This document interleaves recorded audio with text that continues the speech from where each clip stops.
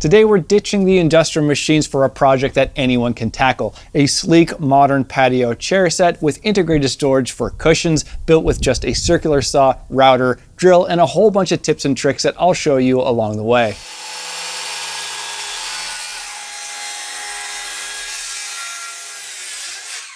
Even though these chairs look complicated, I'll be able to skip all my big machines and cut all my parts down using just my circular saw with the help of a couple of jigs.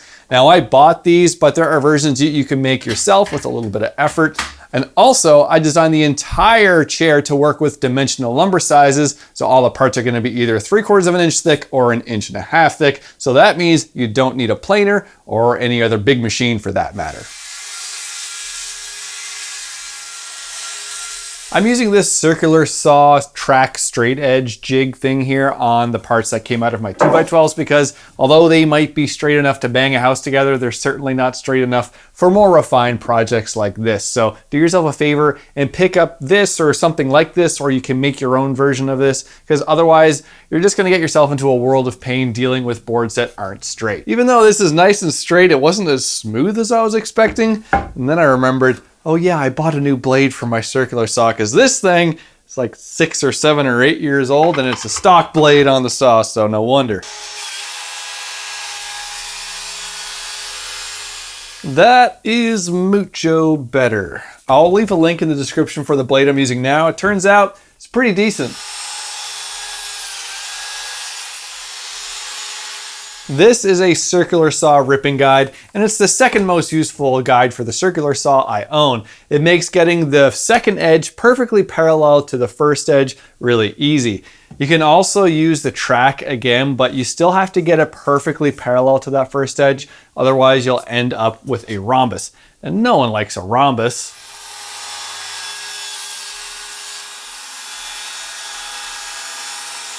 Notice that I've cut all my parts off the edges of my 2x12s, and that's because most construction lumber I've come across is flat sawn, which tends to cup as it's exposed to changing moisture, like on a patio. If I cut all my parts off the edges of a flat sawn board, I'm gonna end up with something called rift sawn. And rift sawn grain is really good at staying straighter over time when it gets wet.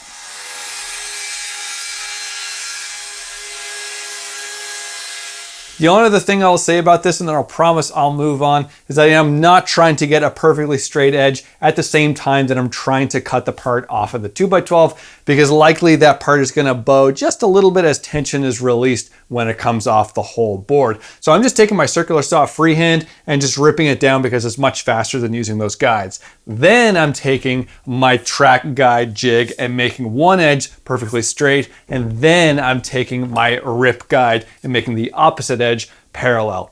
Also, the board is a good 6 inches longer than I need it to be because the first 3 inches and the last 3 inches tend to be a little bit wonky with these jigs, but the middle bit is nice and straight. I'm still not cutting any of my parts down to final length yet. They're a little bit long, and that's because I'm gonna glue some of them into wider panels.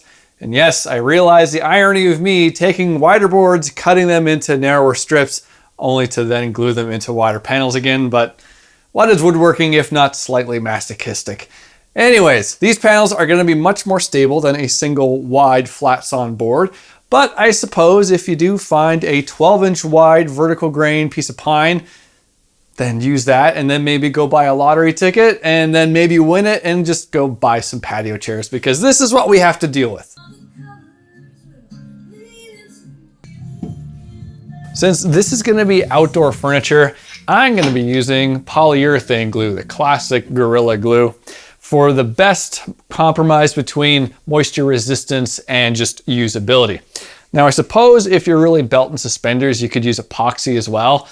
I just can't stand using epoxy. I think the smell is horrible and it's just a big old mess. And I'm also gonna be putting these chairs under some covers when I'm not using them, so polyurethane glue is gonna do just fine. I have a suspicion that the wood already has enough moisture in it, but it's common to just spritz a bit of water along the edges of your glue line to activate the polyurethane glue. Now, I don't usually do this when I'm working not on camera, but just to please you guys, I'll do it. A couple of downsides with polyurethane glue. First off, once you open it, you only have so long before it hardens up in the bottle, so sometimes you can throw away more of it than you actually use. Other thing, I have adorned myself with my gloves and my apron because if I get it on my clothes, that's it, they're done.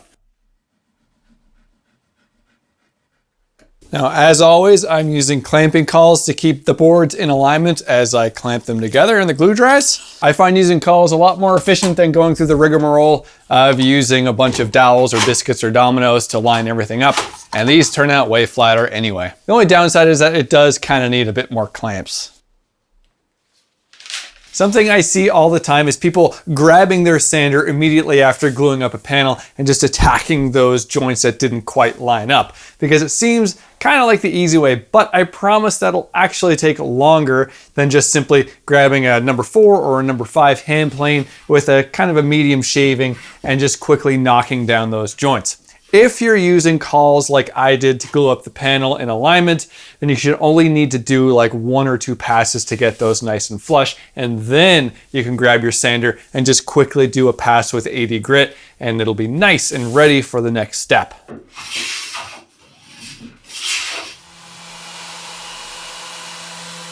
There's ways that you can save money by lessening the amount of waste that you create. And sometimes that means creatively putting parts together like I've done here with 2 seat sides. And the angle of the seat, I've put them together so I can cut them both at the same time.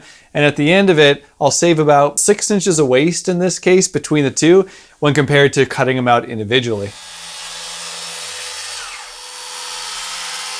One side's cut out. Now I'm simply going to use it to trace out my other side.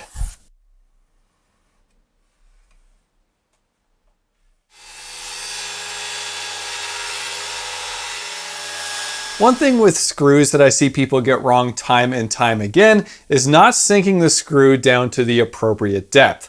Let me show you what I mean. If I were to send this screw in and countersink it a typical amount, look how many of the threads remain in the first piece. These threads are going to prevent the screw from tightening the first piece into the second piece like that. Ideally, the point on the screw where the smooth part transitions into the threads, right here, that point should fall right on the joint in between both parts. I can measure the position of how deep the screw head is, and that's how deep I need to countersink it. Now my seat back is actually oriented like this, and I have to countersink the screw kind of hilariously deep if I want to put it in the right place. I'm using a 9mm bit, and I will explain why 9mm later. I'm using it in my hand drill to make these countersinks, and there's a piece of tape here that lets me know when I've reached my correct depth. You can also use a dowel jig to make sure it's nice and straight. It's not necessary. You can use a drill press if you have one, that would be nice, but I can show you that you can do it very easily with just a hand drill. I've applied some glue to the joint. I have clamped it temporarily together so it doesn't move, and I have a hilariously long pilot bit that I'm going to use to make the pilot holes for the screws. This is likely the easiest way possible to join 2 pieces of wood together, but if you want to use dowels, you can use dowels, you can use a domino if you have one of those, or you can even do mortise and tenons to make it even that much more strong, but I have a feeling that glue and screws will just work out fine.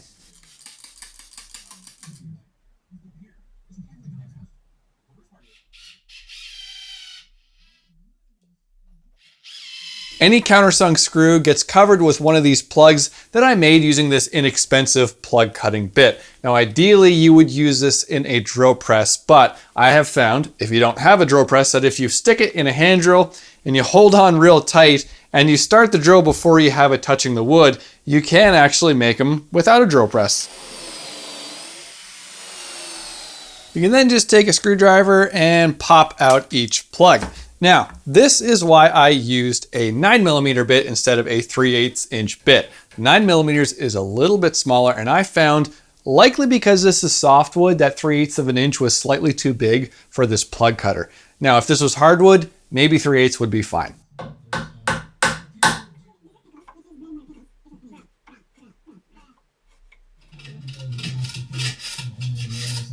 You'll notice that I didn't try and cut my sides to length before attaching it to my base. If I had tried to do that and tried to line this up very carefully so it looks nice in the end, chances are it would have came out less than perfect.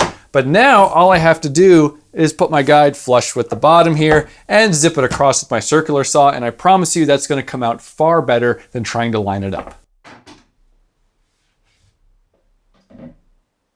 It's time to move on to the parts that connect both sides together.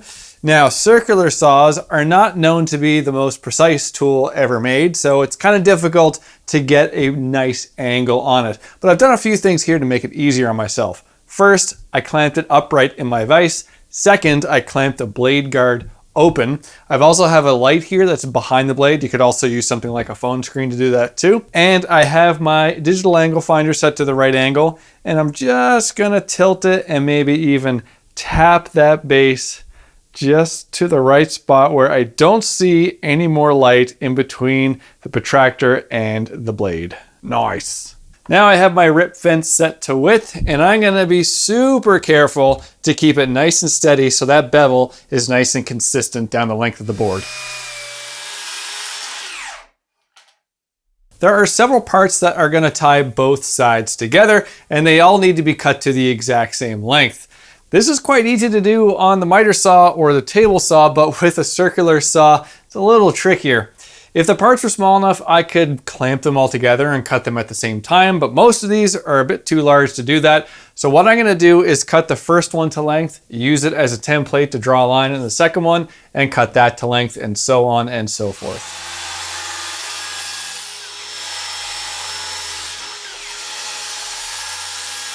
Before I can get this glued and screwed together, first I took my router with a round over bit, rounded over some of these inside edges where it's going to be a little difficult to do it after it's all together. And I also pre-countersunk some holes along the outside of both of my sides. So now all I have to do is get these pieces lined up and glued and screwed together. I've seen some pretty weak woodworking plans out there. Ones with missing details, ones that aren't flexible, and ones that are basically just an exploded view of the finished piece with no instructions. But I'm very proud of my build plans.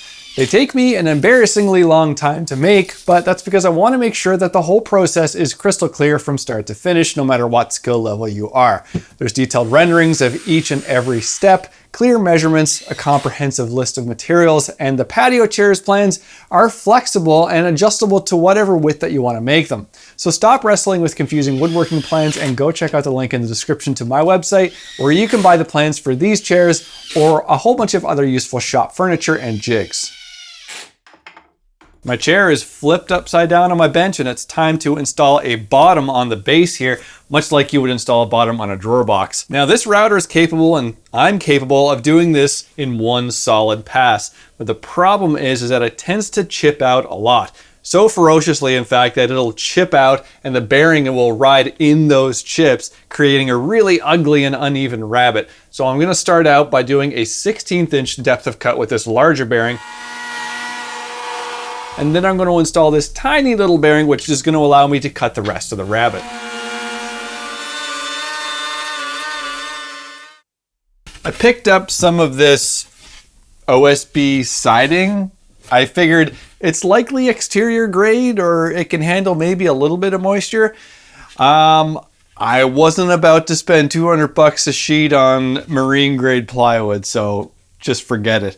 And I was going to get pressure treated plywood, but it was no better than a potato chip. So I got this. If it doesn't last very long, I know someone who could fix it. Anyway, I cut it down to size and I rounded the corners on each to match the little corner made by the rabbeting bit. And it just pops right in the bottom here. And I'm also going to glue it and screw it in place. I need to cut a bunch of 3/4 inch square strips to mount the seat slats on. Now this is a very simple thing to do on a table saw, cutting a narrow strip. But with a circular saw and even this rip guide, it's actually pretty tricky, because typically you would have to balance all of this on a thin little strip. But what I found is that ripping it off of a wider board so that your offcut is actually the piece that you want to keep works out much better. Those narrow strips got glued and screwed around the inside top perimeter of the base, and they're inset down from the top by the thickness of that same sheet material I put on the bottom, plus the thickness of the slats that I'll put over that, so it's nice and flush with the top edge. These slats are getting glued down to this sheet material and screwed in place. And I found some scrap material that's just about the right thickness to space these slats apart evenly. Now the sheet material is not structural. The slats are more than strong enough on their own to carry the weight of a person. But what it is doing is sheltering the enclosed storage compartment underneath the seat from the elements a little bit. It's not going to be waterproof, but let's say it'll be water resistant. My seat is already at the correct width. I left everything a bit long, so now I can take my track jig here and cut everything to the exact same length, and all these slats will look nice and perfect. And speaking of perfect, what I found is not so perfect is this track jig. Now I know in terms of price, it's a far cry from a track saw, but its accuracy is also a far cry from a track saw because they don't wiggle as much as this thing does. But I have found that you can work around it and still get good results. And the first thing that I've done is not use the shop vac, because attaching the hose to the circular saw kind of makes it want to wiggle back and forth as that hose kind of drags beside it. And also I set myself up for success by making sure that I can make the cut in one smooth motion without wiggling the saw or anything like that. It's time to start the seat back so we can actually use this like a chair and not just a stool. And it starts with the top piece that goes across here, and I clamp these little blocks which hang down the bottom here, and that's going to allow this to automatically line up this front edge with these front edges, so I don't really have to worry about it at all.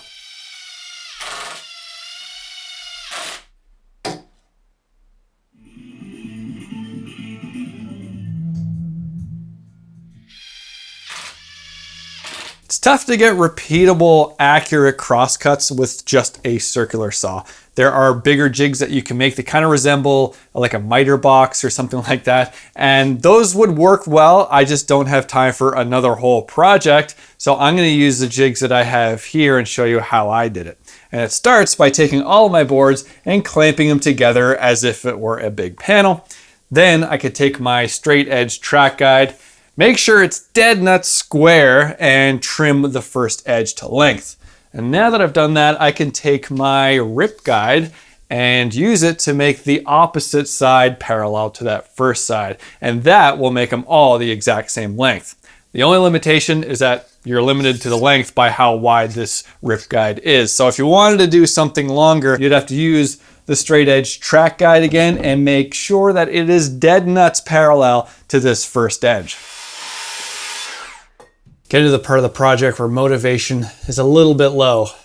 I just want this to be over with. So let's get this done. And this is the last step of building. I did some round over action on the slat so no one slices himself open on it. I've marked center up here, I've marked center down here, and I've also marked center on both sides of my slat. So now just line it up, and I'm gonna glue it and screw it in place and work my way left and right, and boom, I'll have a back. I don't want to see any fasteners or even plugs from the front of the chair, so I'm going to drill and screw here through the back.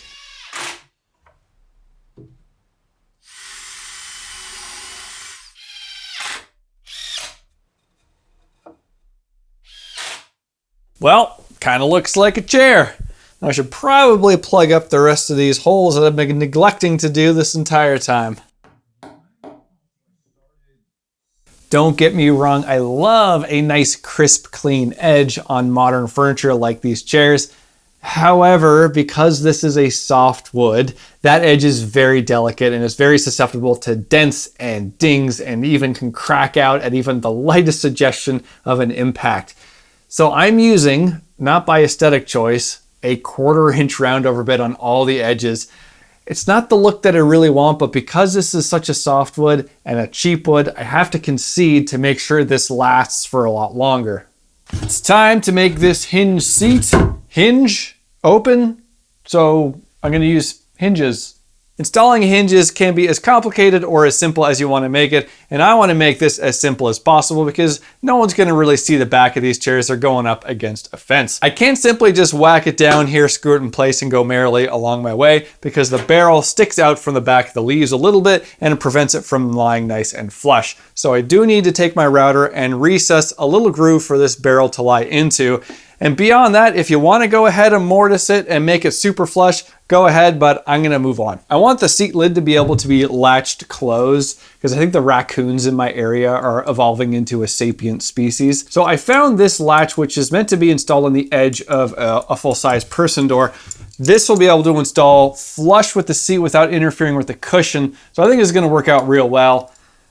Or on second thought, the raccoons will probably be able to figure this out too, but I'm gonna install it anyway. I thought I was gonna be able to grab this latch by the little nubbin there and be able to open it up. And I can, but it's a little tough on the fingy tips. So instead, I found this little tie down strap that I never use because it's very small. And I cut off a little length and I'm just gonna screw that down with some washers, and that will be a nice flat handle that I can still put a cushion on top of, but also be able to grab and open up the seat lid. I have somewhat of a low maintenance personality, and therefore I also don't like to maintain my outdoor furniture. So ideally I would have chosen a more expensive hardwood like white oak or mahogany or even teak that would withstand the elements much better than construction lumber. But unfortunately I don't have the option of not putting a finish on it because it will rot fairly quickly. I could use a natural oil, but I would have to maintain that year after year, which I don't want to do. On the other end of the spectrum, I could also use a paint, which offers a ton of protection from the sun and the elements, but would dramatically alter the look of the piece. But I've chosen to use something in between, which is a semi-transparent deck stain, which offers good protection and it should last for years. The look is not exactly what I would like, but I've chosen to use a gray, which kind of is a good modern look, but also imitates a sun-bleached look as well.